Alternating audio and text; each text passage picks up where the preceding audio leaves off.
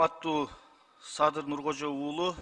Президенти Кыргызстон Содир Жабборов қонуни барқарорсозии шаҳрвандонеро ки аз таъқибҳои сиёсӣ дар давраи шӯравӣ зарар дидан тасдиқ кард.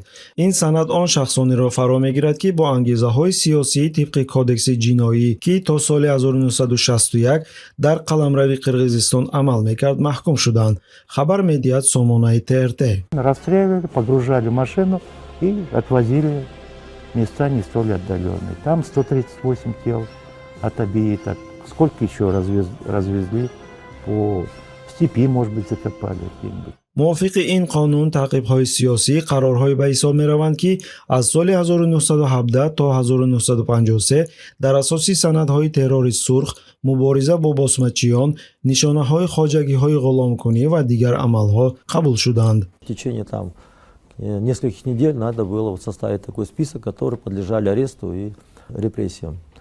Вот. Так что то есть это такой был конвейер, перемалывание этого человеческих судеб. лоиҳаи қонуне ки барқарорсозии шаҳрвандонеро ки дар давраи шӯравӣ аз таъқибҳои сиёсӣ зарар дидан пешбинӣ мекунад. дар моҳи январи соли 2023 пешниҳод шуда, моҳи декабри соли 2024 аз ҷониби парлумони Қирғизистон қабул гардид. қонуни мазкур барқарор кардани ҳуқуқҳои шахсони таъқибшудаи сиёсиро ҳадаф қарор додааст. В 90-х годах, 2000-х, сложился такой стереотип, что политзаключенные, их специально подбрасывали к уголовникам, чтобы они еще больше были подвержены какому-то террору, унижению, оскорблению.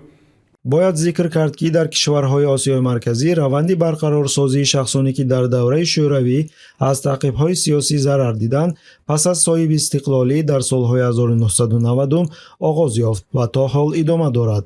дар Ӯзбекистон кор дар самти барқарорсозии қурбониёни таъқибҳои сиёсӣ фаъолона идома дорад. То имрӯз шумораи умумии шахсони сафедшуда ба 856 нафар расидааст ки аксарашон босмачиҳо мебошанд.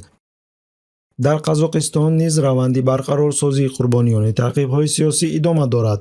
соли 1993 қонуни дар бораи барқарорсозии қурбониёни таъқибҳои оммавии сиёсӣ қабул шуда буд ки асоси барқарорсозии ҳуқуқҳои шахсони таъқибшуда гардид. У нас же репрессии начались уже, если так сказать, борьба с басмачеством, всякие мятежи. Мой прадед Курман Лепесов был осужден в 1927 году, потому что началась волна, это борьба с байством, манапсом как классом.